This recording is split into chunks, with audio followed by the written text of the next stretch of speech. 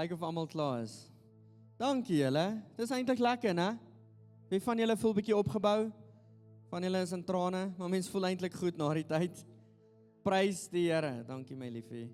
Family, ek hoop dit gaan goed met julle.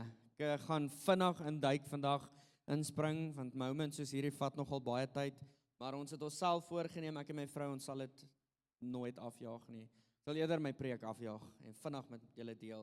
Maar wanneer die Heilige Gees werk, is dis kosbare oomblikke. So hier is ons weer. Dit sal die volgende maand, volgende tema, soos julle weet, ons bou fondasie. Nou bou ons op die fondasie. Eerste maand was die tema bou jouself en ons het baie hard, baie duidelik gepraat oor die fondasie is gelê, die werk is voltooi. Ek en jy as gelowige het 'n verantwoordelikheid in wat ons bou. Hierdie is een van die sleuteltermes wat reg deur gegaan het. Ons gaan nie eendag voor God staan met wat ons, as ek die Engels kan gebruik het, we intended to build that. Ek het die Afrikaans nie neergeskryf, want ek het geweet, ek gaan hom vergeet. Jy gaan nie voor die Here staan met wat jy gedink het om te bou nie. Jy gaan voor hom staan met wat jy gebou het. Dit was die hooftema van maand 1, bou jouself. Ons kan verskriklik lank daaroor praat, ons kan baie daaroor praat. Maar ek wil hê jy moet vandag dan nou die volgende vir jouself weer sê, omdat die Vader my reeds aanvaar het. Kan ek gou hoor dat julle dit vir julleself sê? Want as ek nie daai fondasie lê nie, kan vandag klink soos werke. Vandag nooi ek jou nie in 'n plek van ek moet labor om die Here se aandag te kry nie. Dis glad nie wat ons wil doen nie. Hierdie is wat jy moet weet. Die fondasie, ek repeat dit want julle moet dit weet, julle gaan dit nog baie hoor hierdie jaar. Die fondasie is gelê, Jesus Christus is ons fondasie. Paulus sê ons moet versigtig wees wat ons nou hierop bou, want alles gaan deur die vuur gaan en dan gaan ons kyk aan die einde wat oorbly. So niks van hierdie goed, dis wat ek eintlik wou sê met daai skrif. Is aan die heel einde van daai skrif sê hy en julle gaan jou redding hang nie van daai vuur af nie. Daai redding is nie om te toets is jy sy seun of sy dogter nie. Daai redding is om te kyk wat gaan agterbly. Wat is die goud wat jy nagejaag het? Soos wat Paulus nou hierso skryf, jaag die liefde na en beywer julle met dit. Is julle met my? Hier is die volgende tema. En nou gaan die wat nie getroud is nie, sê okay, ek hoef nou nie hier te wees nie, jy moet hier wees.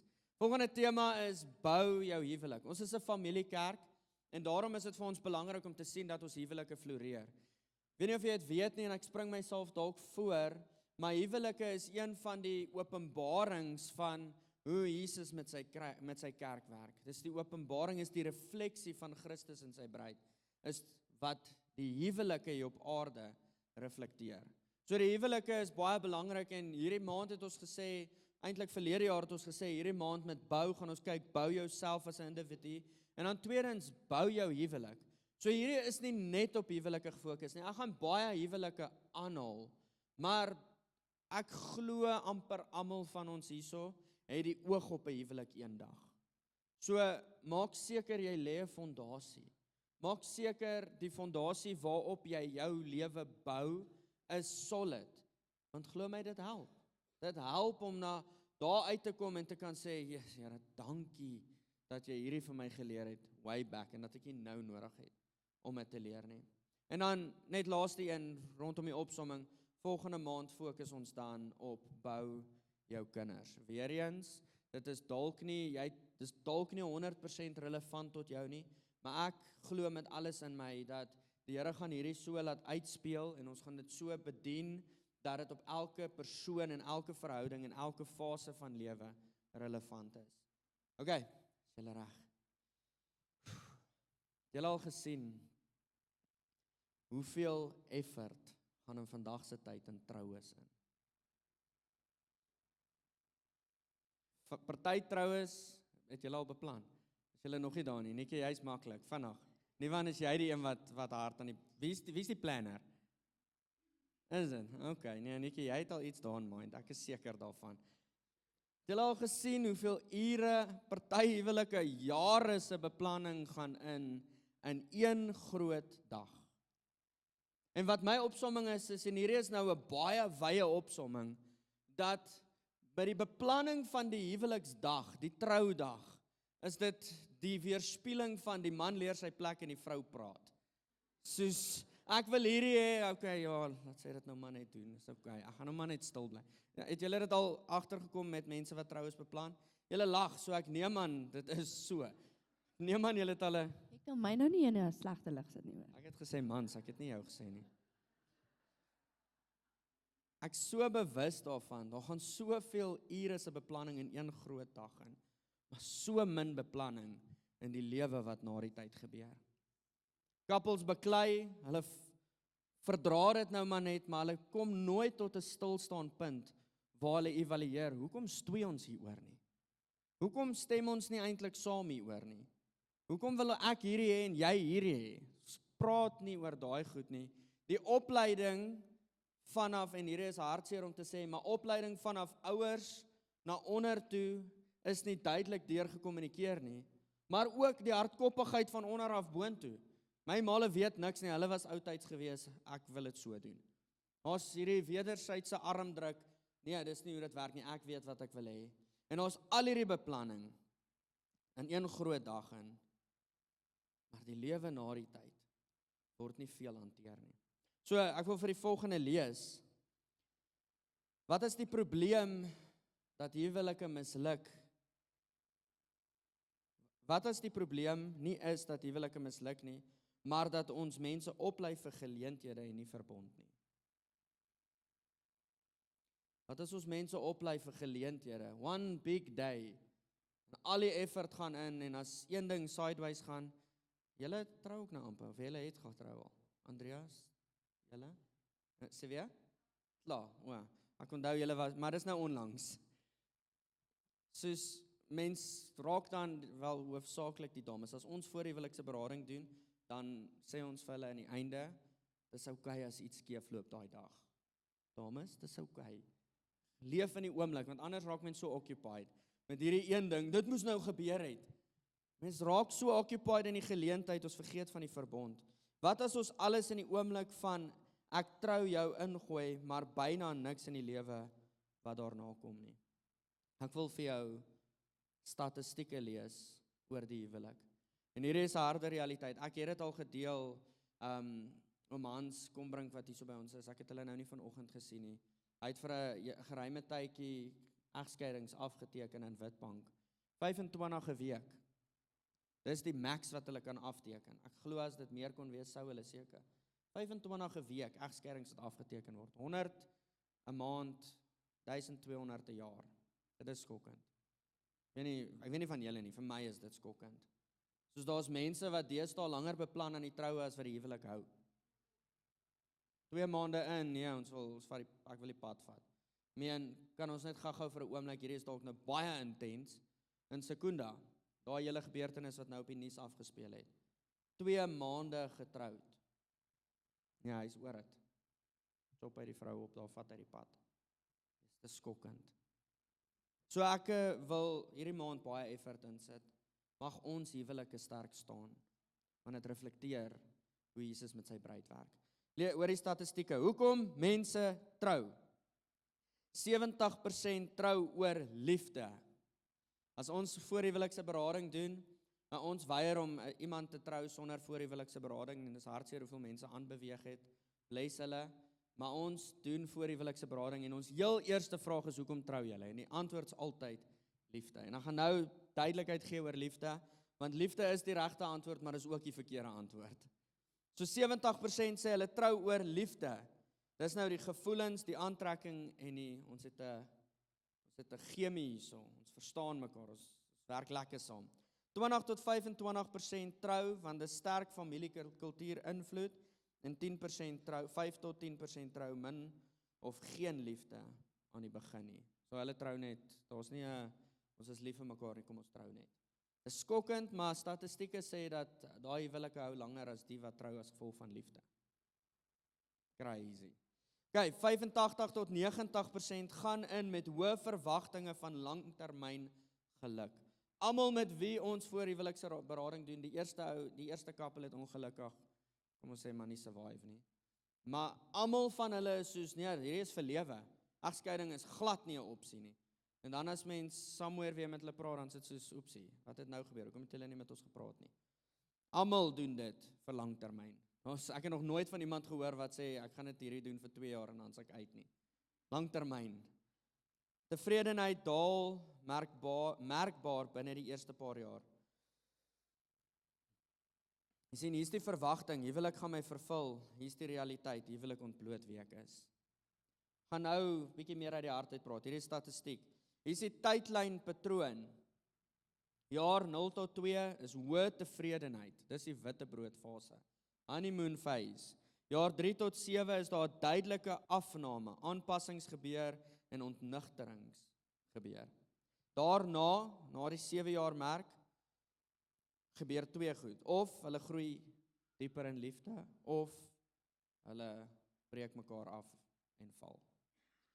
Wat is die konflikrealiteit? 65% tot 70% van probleme verdwyn nooit heeltemal nie. Konflikhantering is nie deel van ons vocab nie. Party mense sien vrede as die teenwoordigheid van, kom ons sê dit so, die afwesigheid van konflik. Ander mense sien vrede, soos ou Alwyn hierso, hy sien vrede as die teenwoordigheid van waarheid.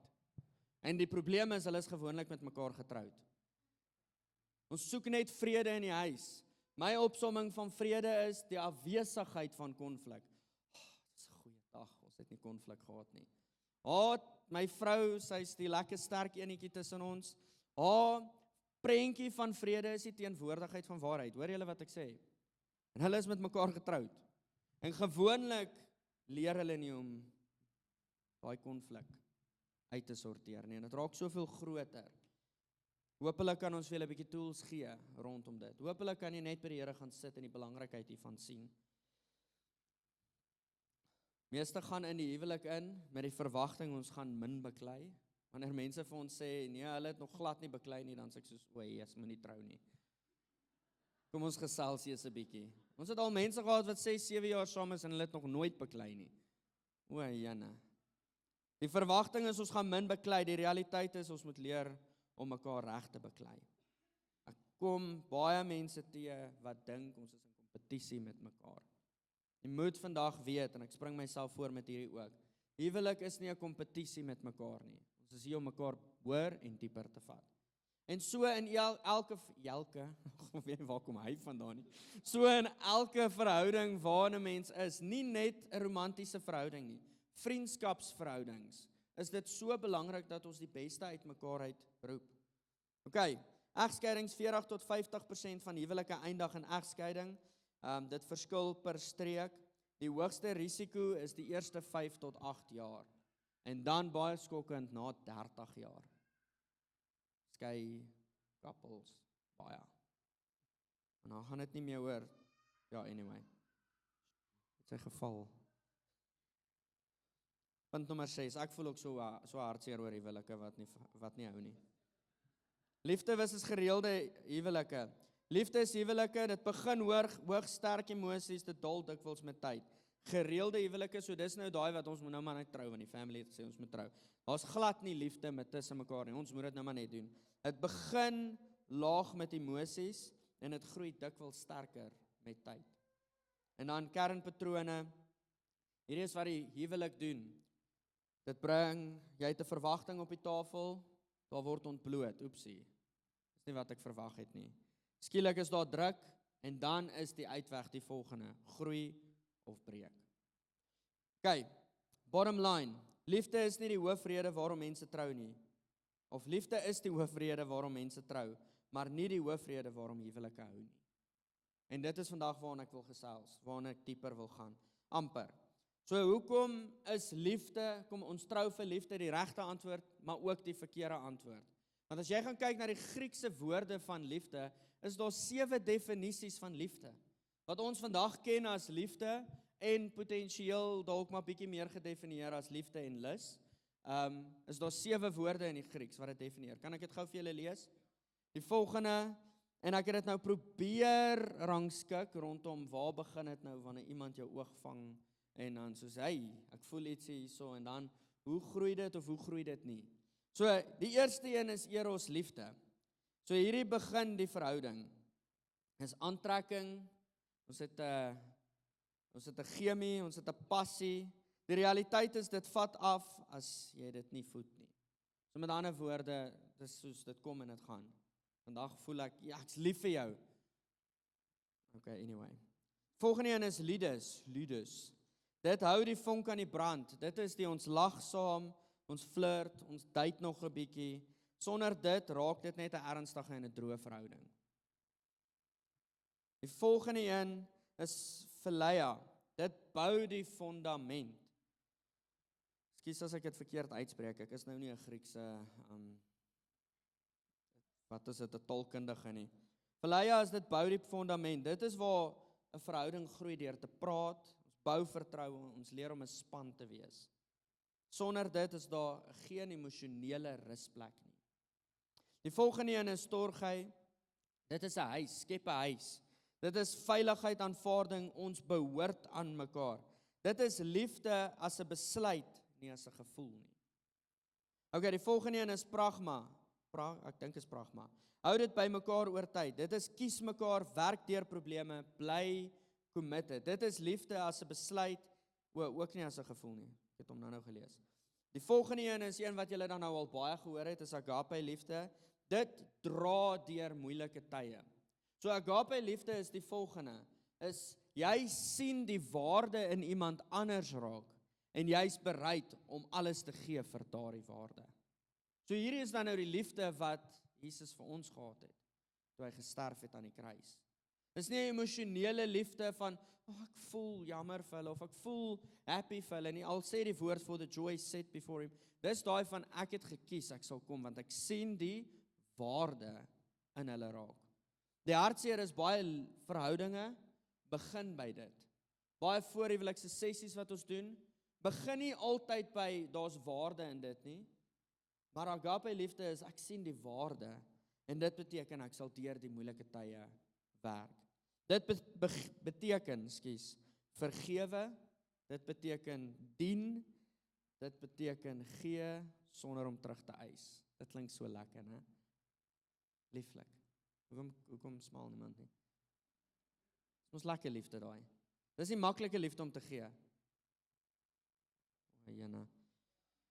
Die laaste definisie van liefde, ek gaan hom butcher, philautia, iets soos dit. Hierdie is die liefde wat my identiteit bepaal. Dit is die liefde wat ek op die tafel sit, van ek weet wie ek is. En ek's baie lief vir my vrou, maar sy is nie wie ek is nie. My identiteit is seun van God. Finaal, boom, dis my identiteit. En die hartseer is, soveel huwelike, of soveel couples nader mekaar, kom ons gaan nie as huwelike nie, kom ons begin by fondasies.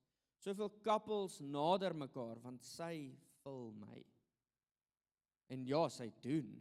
My vrou vul my. Ons is letterlik opposite, so prys die Here daarvoor. Want ek doen 'n ding so, en sy doen hom so, en sy doen hom beter, en dan gaan ons saam met haar.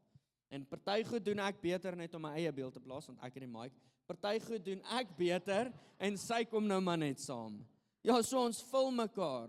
Maar hier is die realiteit, meeste mense ken julle eie identiteit nie. Okay, so ek het nou baie lank feite gepraat.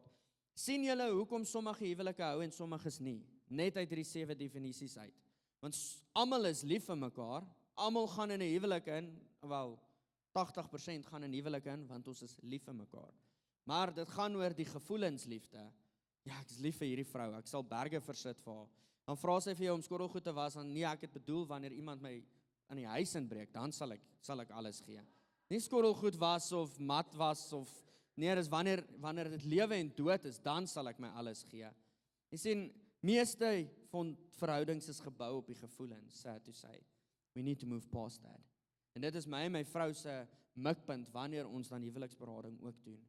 Voor huwelikse counseling is, kom ons gaan net so 'n bietjie verby die gevoelens. Kom ons werk net so 'n bietjie verby die gevoelens, want gevoelens gaan op en af. Daar's goeie tye en dan minder goeie tye. Dan is ek lief vir hierdie persoon, maar ek hou regtig nie van hulle nie. Partykeer moet ons net daai punt bereik. Okay, so kom ons spring in die skrif in. Ek het nou baie feite gedeel. Ek gaan redelik vinnig gaan met hierdie gedeelte, want dit is 'n skrif wat julle baie goed ken. Kom ek gee die konteks van die skrif. Hierdie is in Efesiërs 5. So die boek van Efesiërs het 6 hoofstukke. Die eerste 3 hoofstukke, hoor hierdie is belangrik, eerste 3 hoofstukke is gebou op jou identiteit. So kom ons kyk net na die vloei van die boek.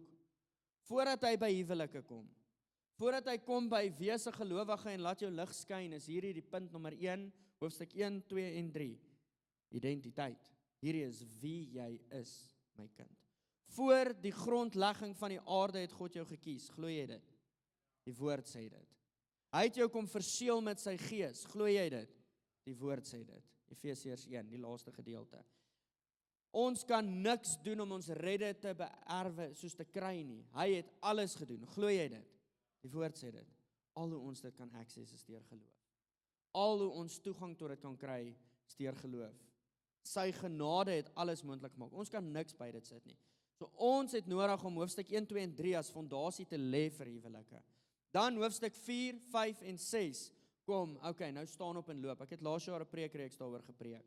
Gaan soek dit op YouTube. Nou hoofstuk 4 sê, laat jou lig skyn, loop in lig, loop in waarheid. Daar's soveel afdelings, loop. Maak seker jy gaan en die koninkryk kom. Hoofstuk 5 gebeur daar 'n paar goedjies en dan vers 18.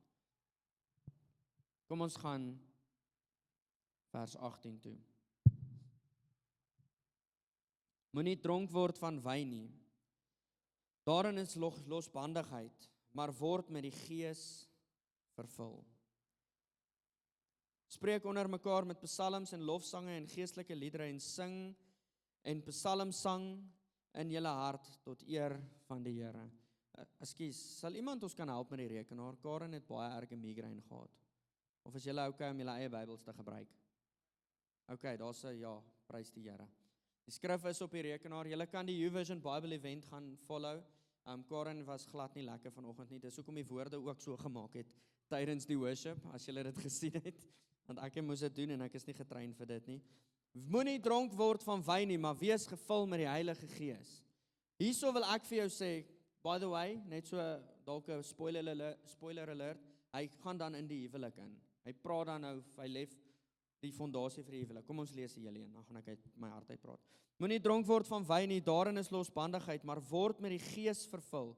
Spreek onder mekaar met psalms en lofsange en geestelike liedere en sing en psalms sing in julle hart tot eer van die Here. Terwyl julle God die Vader altyd vir alles dank in die naam van Jesus ons Here. En aan mekaar onderdanig is in die vrees van die Here. Vers 22. Vroue, wees aan julle eie mans onderdanig, soos aan die Here. Mans, tap jou vrou as jy voel dis relevant. Vrou, wees aan julle eie mans onderdanig, soos aan die Here. Want die man is die hoof van die huis, of van die vrou, soos Christus ook die hoof van die gemeente is. Party mans is soos, hoor nou, vrou, luister. En hy is die verlosser van die gemeente, van die liggaam. Maar soos die gemeente aan Christus onderdanig is, so moet die vroue dit ook in alles aan hulle eie mans wees. Manne, julle moet julle eie vroue lief hê. So ek hoop nie daar's enige vrou wat nou daar getap het nie. Soos Christus ook die gemeente liefgehad het en homself daarvoor oorgegee het, om dit te heilig nadat hy dit gereinig het met waterbad deur die woord, sodat hy die gemeente voor hom kon stel, verheerlik sonder vlek of rimpel, of iets dergeliks, maar dat dit heilig en sonder gebrek sou wees. So behoort die mans hulle eie vrouens lief te hê, soos hulle eie liggame. Wie sy eie vrou lief het homself lief. Kom ons stop gou daarso. So kom ons spring weer op. Moenie dronk word van wyn nie, maar wees gevul met die Heilige Gees. Ons het gepraat van identiteit is die fondasie van 'n huwelik. Meeste mense stap in 'n verhouding in identiteitsloos. So hier's punt nommer 1, is enige relevantie tot 'n verhouding. Meeste van julle is al langer getroud as wat ek bestaan. Amen. So coaching ondertoe. Die Here gee vir ons invloed. Jy het met mense te doen. Jy het dalk jou eie kinders wat in 'n volgende season ingaan. Moenie net omdat hierdie nou nie relevant tot jou klink nie, dit net afskiet nie. Ons het met mense te doen en jy koop jouself met die woord. Fondasie is die verhouding, die beginpunt van enige verhouding. En dan sê hy, moenie gevul wees met wyn nie, maar wees gevul met die Heilige Gees. Het julle al agtergekom wyn laat mense beheer verloor? Hy sê die volgende, maak seker dat dit waarmee jy gevul is, nie iets is wat maak dat jy beheer verloor nie, maar dat jy beheer oor jouself uitoefen. Wees gevul met dit wat beheer oor jouself kan uitoefen. Jy sien, wat jou vul, beheer hoe jy liefhet. Kom ek gebruik gou 'n voorbeeld. Ons het gisteraand hier by die event waar Jakkals Vibes en Spoegwolf was, het ons koffie bedien. En dit was definitief een van ons interessantste events, want dit was nou 'n solid wêreldse event. Die musiek was baie hard en die ander sappies het baie geloop, so die mense het ook skeef geloop. Maar hier aan die einde van die aand was dit vir my regtig hartseer en ek en Carly het daarso koffie verkoop. Ek sê vir haar, dis vir my so hartseer, want dan kom 'n girltjie na ons toe, wel seker nie 'n girltjie nie, 'n dame na ons toe, jong dame na ons toe.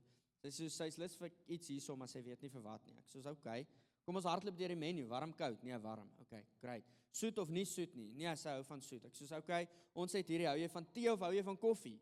Nee, tee maak haar rustig. En hier kom 'n ou hier uit die bloute uit en hy begin homself vry van haar en hy sê, ja, ons kan nie vanaand rustig wees nie. En ek kyk so en ek sê, yes, waarmee is hierdie ou gevul? En per toeval staan hy met die bottel in sy hand. So ek het nie nodig om te ver te dink waarmee is hy gevul nie. Hy het beheer verloor. Dit wat jou vul is dit wat maak hoe jy liefhet. Dit beheer hoe jy liefhet. Wat sê die woord hierso? Moenie dronk word van wyn nie, daarin is losbandigheid, maar word met die Gees vervul. Kom ons haal net gou asem. Ek voel nog al 'n godsdienstige gees wat nou so 'n bietjie hier op sy olifantjies bring. Mag bietjie lag, man. Moenie dronk word van wyn nie, daarin is losbandigheid, maar word deur die Gees vervul. Spreek onder mekaar met psalms en lofsange en geestelike liedere. Dit is vir my nog altyd interessant. Hoekom is hierdie deel hier geskryf? Soos dis die inleiding tot die huwelik. Okay, great, moet ons nou met mekaar sing, moet ons heeltyd vir mekaar sing. Soos, my liefie, hoe was jou dag gewees? Die Here is my harte. Soos moet ons nou maar net vir mekaar sing hierso. Wat gaan nie aan? Want dit is vir my 'n interessante plek waar hy dit sê. Soos moenie dronk word van wyn nie, wees gevul met die Gees. Okay, sing. Ja, Here. Dis soos daai gedeelte in Spreuke 18 wat hy klomp goed praat en dan praat hy oor die man wat die tong gebruik, gaan sy maag voed daarmee en die wat 'n vrou gevind het. Ek soos, Here, help. Hier's 'n klomp goed hierso wat verskillend gefile is. Ek weet nie waar om dit te file nie, maar anyway, kom ons kom terug na hierdie toe. Hy sê, wanneer ons gevul is met wyn, verloor ons beheer. Hy sê, maar wees gevul met die Gees en maak seker. So wat beteken dit om gevul te wees met die Gees? Dit beteken die volgende, spreek onder mekaar met. Kom ons begin, stop daar. Jou taalgebruik verander. Spreuke 18, 20 tot 22 sê, die tong het die mag oor lewe en dood. Die een wat dit graag gebruik, gaan vol word daarvan. So hy kom en hy sê die volgende as fondasie. Wanneer jy gevul is met die Gees, gaan jou manier van praat verander. Hardloop by tyd uit, maar ek hou nie daarvan nie. Is nie baie kinders hier binne? Nee, is nie te veel nie. Dis soos, manne, kom ons raak nou maar, dit is nou 'n bietjie seker, dis okay. Dis soos manne wat opstaan, brombeer in die oggende, die heel dag sy vrou sleg hanteer, maar vanmiddag is hy bietjie lus. Nou moet vrou skielik in lyn val. Hier's die realiteit. Dit vat effort. Dit vat, kom ons hanteer mekaar mooi. Ons mag, die tong het die mag van lewe en dood. Nou spreek ek die heel dag dood, maar ek soek lewe in die aand.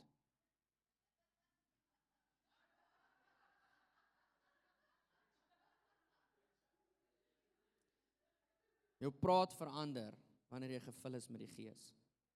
Wat sê hy? Hoe moet jou praat lyk? Want dit is nou maklik om te sê jou praat verander. Soos Kosie gesê het, ons kan nou dalk begin praat thou, thee, aard, al daai goed. My praat het mos verander. Nee, hy sê jou praat moet verander na die volgende toe.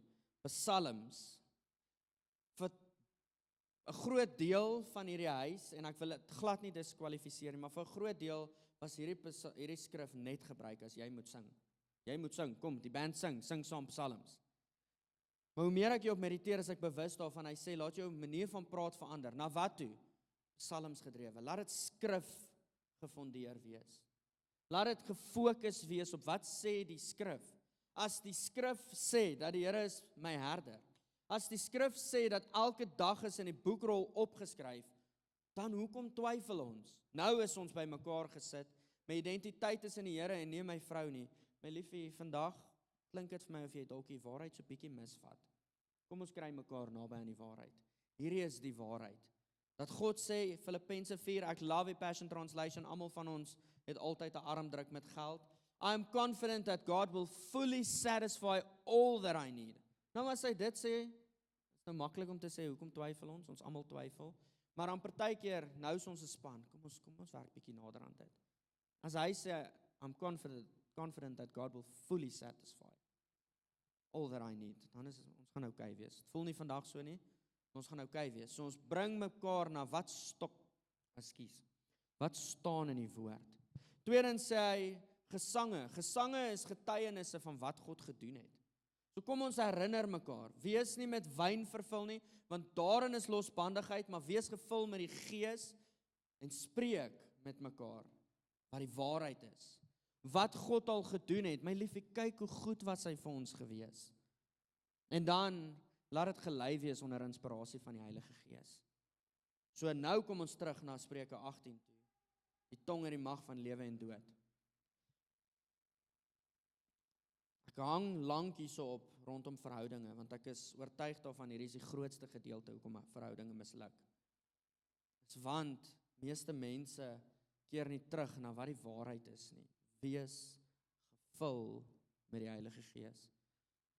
Hoe kan ons verwag om 'n huwelik te bou wat vir altyd gaan hou, as dit nie eens gebou is op die een wat vir altyd gaan staan nie? Daar's net een wat vir altyd gaan staan, en dit is Jesus Christus. In hom het ons daardie selfe voorreg.